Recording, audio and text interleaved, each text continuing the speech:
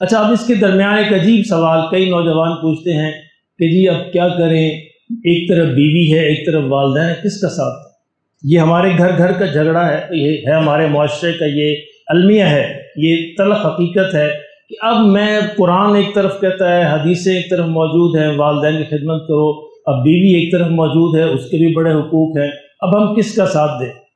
یہاں بھی عجیب بات یاد رکھیے، جب یہ معاملہ پیش آ جائے تو آپ نے نہ والدین کا ساتھ دینا ہے نہ بیوی کا دینا ہے، آپ نے انصاف کا ساتھ دینا ہے،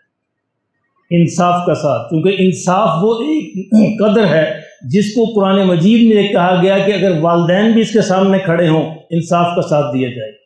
یعنی یہ قرآن مجید کی آیت ہے جس میں ارشاد فرمایا گیا کہ اگر انصاف کا معاملہ ہو تو والدین بھی کیونکہ تمہارے سامنے کیوں نہ ہو ان کا ساتھ نہیں دیا جائے گا، انصاف کا ساتھ دیا جائے گا۔ اس طرح کا جو معاشرتی معاملہ گھریلو جھگڑے ہیں اس میں مرد کو چاہیے کہ وہ ہمیشہ انصاف کے ساتھ کھڑا ہو،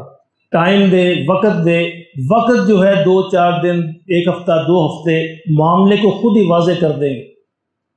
فوری طور پہ فیصلہ نہ کرے، معاملے پہ حقیقت پہ جائے، خاموش رہے، دیکھے، غور کرے، تو دونوں طرف کے معاملات خود بخود 1-2 ہفتے میں واضح ہو جائیں گے، اور پھر دیانتداری کے ساتھ جس کا حق ہو اس کی طرفداری کرے، اس کی حمایت کرے، کیونکہ انصاف کی قدر کرنا، انصاف کا ساتھ دینا